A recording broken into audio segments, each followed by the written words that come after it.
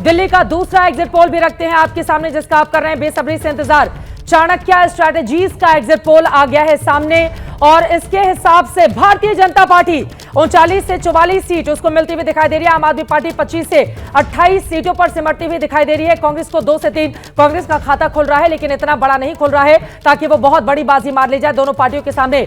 दिल्ली का दूसरा exit poll भी आ गया है आपके सामने, चाणक्य स्ट्रैटेजीज का ये एग्जिट पोल है। बीजेपी इसमें भी सरकार बनाते हुए दिखाई दे रही है।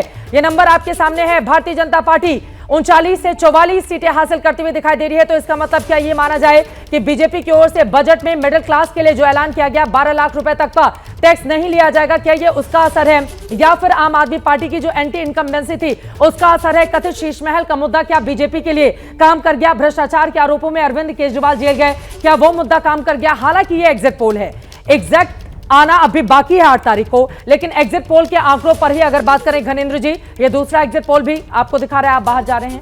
देखिए चित्रा जी, मैं फिर कह रहा हूं, बहुत विश्वास के साथ कह रहा हूं कि दिल्ली के अंदर चौथी बार अरविंद केजरीवाल जी के नेतृत्व में आम आदमी पार्टी की सरकार बनती है। पिछली बार से ज्यादा बहाना तो नहीं बनाओगे।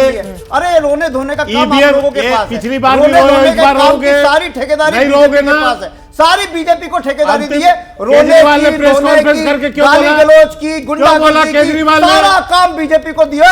हमारा काम है, हम दिल्ली के लोगों के काम करेंगे, हमारी सरकार बनेगी। 8 तारीख को 12 बजे के बाद रोएंगे ईवीएम के नाम पे। पूरे करेंगे, सारे वायदे पूरे करेंगे। 8 तारीख के बाद भी मिलेंगे। यदि दोहरा चरित्र के नहीं होंगे तो नहीं रोएंगे। चित्रा जी, बीजेपी हर चुनाव में यही खेल करती है। हाँ। इनके एग्जिट पोल में कह रहा हूं, एग्जिट पोल में इनके एग्जिट पोल आपके, सरकार हमारी सरकार बन रही है। मैं दिल्ली के लोगों पे विश्वास बस मैं इतना कह रहा हूं, 12 बजे बाद ईवीएम का रोना मत रोना। चलिए ठीक है, दर्शकों को बता दें एबीपी न्यूज ने अपना कोई एग्जिट पोल नहीं किया है, ये अलग अलग एजेंसियों के एग्जिट पोल है जो हम सामने रख रहे हैं।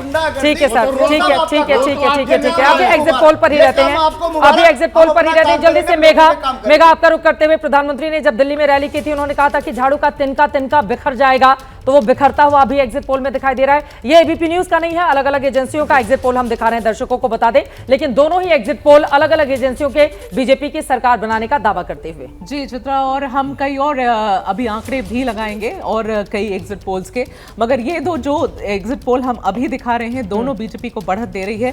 चित्रा, मैं ऑनेस्टली आपसे कहूं, ये एग्जिट पोल के हिसाब से जाना, इस तरीके की जर्नलिज्म मुझे नहीं आती है करनी। मैं जमीन पर जो मुझे समझ में आता है मैं उसके हिसाब से अपना दिमाग बनाती हूँ। क्या कह रहा है आपका और दिमाग?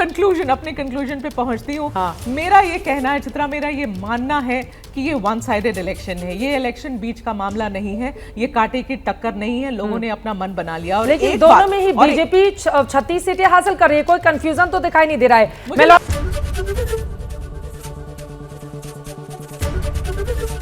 एबीपी गंगा, खबर आपकी, जुबान आपकी।